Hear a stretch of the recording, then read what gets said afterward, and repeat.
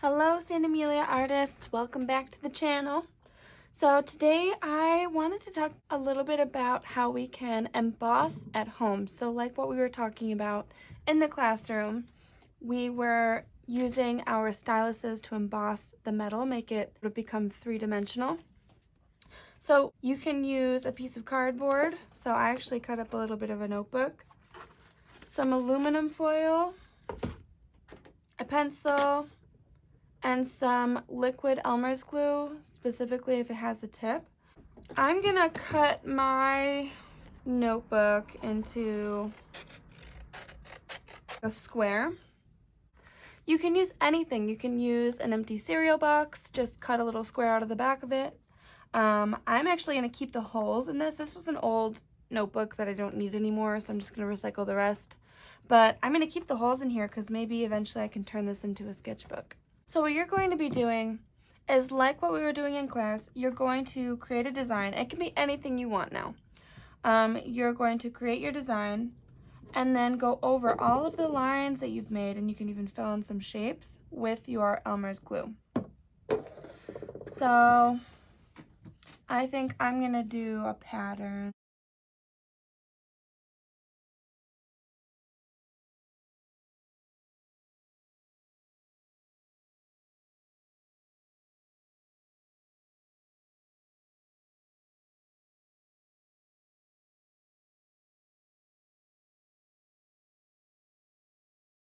And once you have your design all drawn out, you can just go over all of those lines with your liquid glue.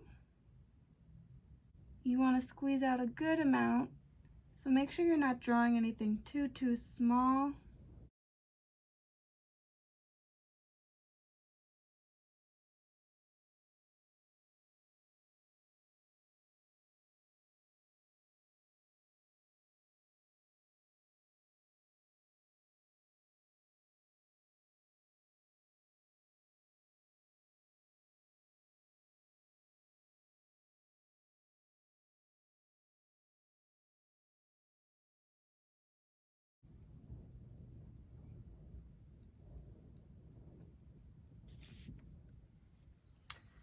And once you're done gluing, you've got to let it sit and dry. So I did want to quickly add that if you do not have the type of glue with a nozzle, what you can do is put any liquid glue on your design, paint it smooth, and then if you have yarn lying around, you can use that to lay it over top of any lines that you created to make your design pop off of the paper. So just watch what I'm doing here. This is just an alternative. You don't have to do this, but you can if you have the materials and if you would like to experiment. All right, so now I'll wait for these two to dry really well so that when you touch it, there's no wet spots at all. And I'll see you in a minute.